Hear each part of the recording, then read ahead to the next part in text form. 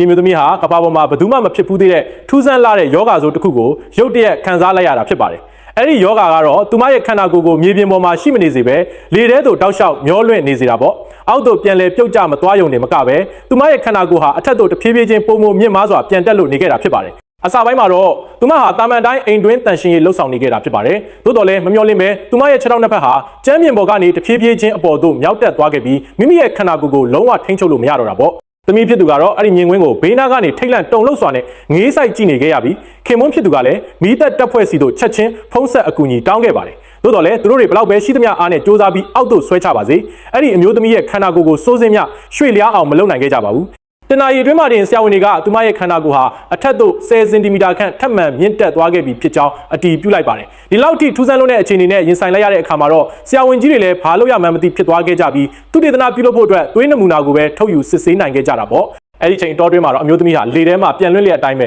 ခက်ခဲစွာနေထိုင်သွားခဲ့ရပါတယ်။သူမဟာအိမ်သာသွားဖို့အတွက်သူတစ်ပါးရဲ့အကူအညီကိုအမြဲတမ်းရယူရယုံတယ်မကပဲညဘက်အိပ်ဆက်တဲ့အခါမှာလည်းမတ်တက်ရက်လျက်အတိုင်းခက်ခဲစွာအိပ်ဆက်ခဲ့ရတာပေါ့။နောက်တစ်နေ့မှာတော့သူမရဲ့ခန္ဓာကိုယ်ဟာအိမ်ရဲ့မျက်နှာကျက်စီသို့ကပ်လျက်ရောက်ရှိသွားခဲ့ပါပြီ။ခင်မွန်းဖြစ်သူဟာဇနီးတဲ့ကိုကုသပေးနိုင်ဖို့အတွက်အထူးကုဆရာဝန်ကြီးတဦးကိုအိမ်တိုင်ရာရောက်ထပ်မံခေါ်ယူခဲ့ပါတယ်။သို့တော်လည်းစစ်ဆေးမှုတွေပြုလုပ်ပြီးတဲ့နောက်မှာတော့ဆရာဝန်ကြီးကစိတ်မကောင်းစရာသတင်းဆိုးတစ်ခုကိုပဲပြောပြခဲ့တာပေါ့။အဲ့ဒါကတော့ဒီမျိုးသမီးဟာကဘာပေါ်မှာကုထုံးလုံးဝမရှိသေးတဲ့ရှားပါးယောဂါဆိုးတစ်ခုကိုခံစားနေရတာဖြစ်ပြီးသူမရဲ့ခန္ဓာကိုယ်ဟာအာကာသအပြင်ဘက်သို့ရောက်ရှိသွားတဲ့အထိအထက်သို့ဇက်တိုက်ပြန်တက်နေအောင်မှာပဲဖြစ်ပါတယ်။ရွေးချယ်စရာလမ်းမရှိတော့တာကြောင့်ခင်မွန်းဖြစ်သူဟာဇနီးတဲ့ခေါင်းနဲ့မတိုက်မိစေဖို့အိမ်ရဲ့မျက်နှာချက်ကိုအပေါက်ကြီးတစ်ခုဖောက်ပေးလိုက်ရုံနဲ့မကပဲ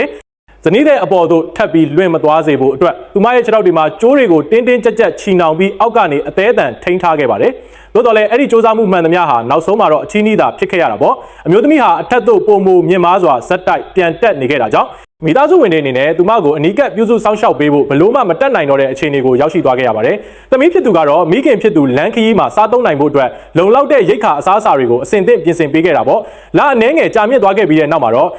အဲ့ဒီအမျိုးသမီးဟာကဘာမြေကြီးရဲ့လေထုအလွှာအထိမြင့်မားစွာရောက်ရှိသွားခဲ့ပါပြီ။သူမဟာဝစ်ဆင်ထားတဲ့အောက်ဆီဂျင်မျက်နှာဖုံးကိုဖြုတ်ပစ်လိုက်ပြီးအောက်ခြေကကဘာမြေပေါ်မှာကြံရစ်ခဲ့တဲ့သူမရဲ့မိသားစုဝင်တွေစီတို့မျက်ရည်တွေနဲ့အတူနောက်ဆုံးနှုတ်ဆက်ခြင်းဖုံးခေါ်ဆိုမှုကိုပြုလုပ်လိုက်ပါတော့တယ်။